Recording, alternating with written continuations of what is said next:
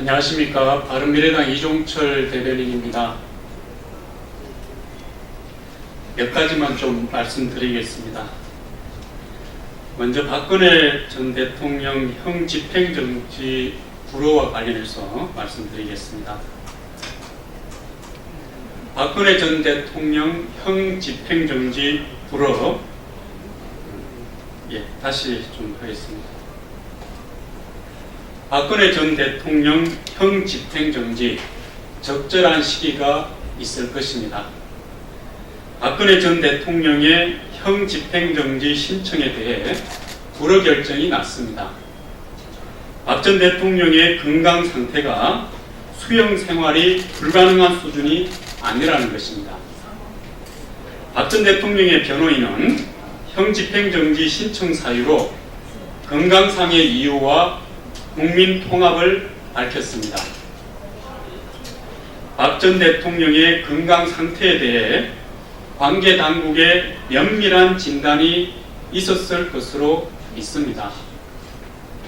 혹여 착오가 없도록 향후에도 박 전 대통령의 건강이 철저히 체크되고 관리되기를 바랍니다. 국민 통합과 관련해서는 형 집행정지 사유인 기타 중대한 사유로 볼 수 없다고 판단했습니다. 전직 대통령이 감옥에서 고통을 겪는 것을 보는 국민들의 심정은 결코 편치 않을 것입니다. 법치주의 국가에서 법 앞에 만인이 평등함 역시 자명합니다. 박 전 대통령에 대한 국민 통합 차원의 정치적 결정은 적절한 시기가 있을 것으로 봅니다.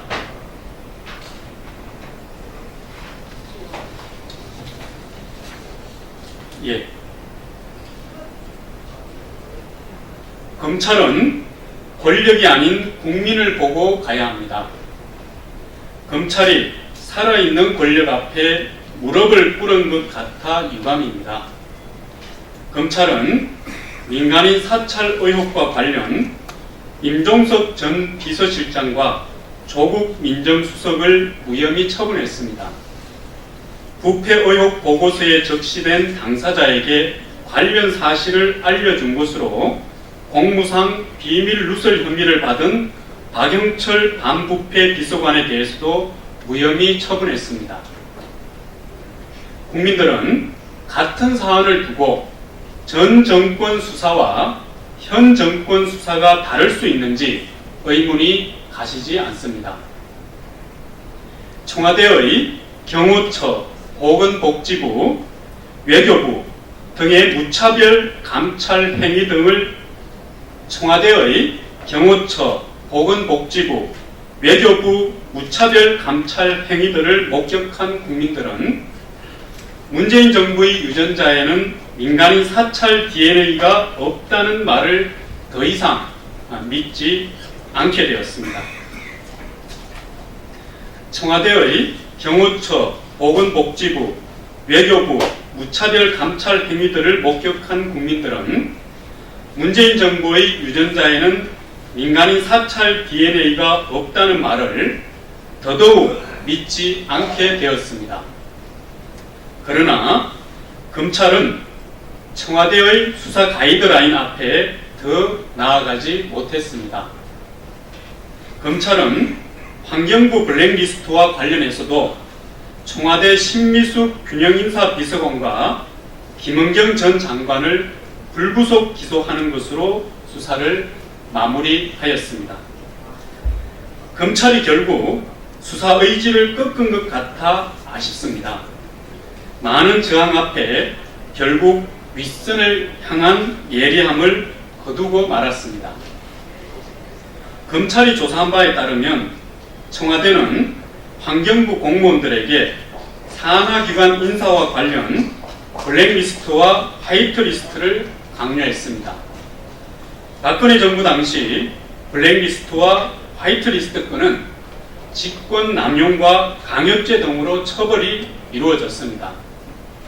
문재인 정부 하에서도 같은 행위가 자행되었다는 사실은 촛불 정신을 정면으로 위대하는 것이고 심각한 자기 부정입니다. 검찰은 향후 재판에서 기소 의견을 관철하기 위한 노력을 충실히 해주기를 바랍니다. 아울러 검찰은 공공기관 블랙리스트 및 화이트리스트 수사는 계속 진행되어야 함을 기억하기 바랍니다. 청와대는 환경부 블랙리스트와 관련 블랙리스트가 아니라 체크리스트라면서 대통령을 보좌하는 인사수석실의 정상적인 업무라고 강변했습니다. 청와대 특감반 김태우 전 수사관은 청와대가 330개 기관 660여 명에 대해 리스트업을 하였다고 밝힌 바 있습니다. 청와대 인사수석실이 정상적으로 업무 처리했을 것으로 여겨지는 환경부만이 아닌 전 부처 모든 체크리스트 작업에 대해 밝혀야 하는 것입니다. 실제 환경부 블랙리스트건 외에도 산업통상자원부와 과학기술정보통신부 산하기관 등에서도 의혹이 이어지고 있습니다. 검찰은 관련 수사를 계속해서 진행해야 할 것입니다. 검찰은 정의를 바로 세우는 최일선에 있는 조직입니다.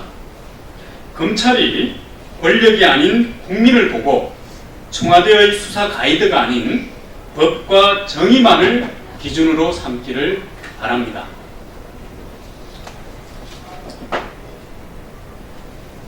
마지막으로 김태우 전 수사관 기소와 관련해서 조금 말씀드리겠습니다. 청와대는 면제부, 청와대는 면제부, 김태우 전 수사관은 기소, 이중잣대 이해하기 어렵습니다. 검찰은 임종석 전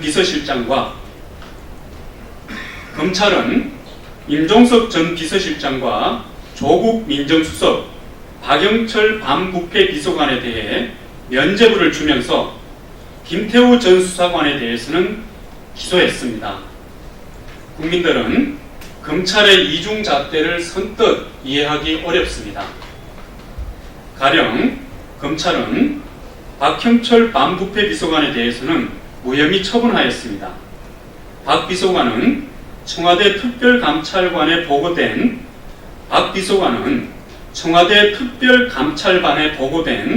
차장검사와 건설업자 간 금품수수 의혹과 관련 당시 차장검사였던 당사자에게 관련 사실을 알려줌으로써 공무상 비밀누설 혐의를 받고 있었습니다.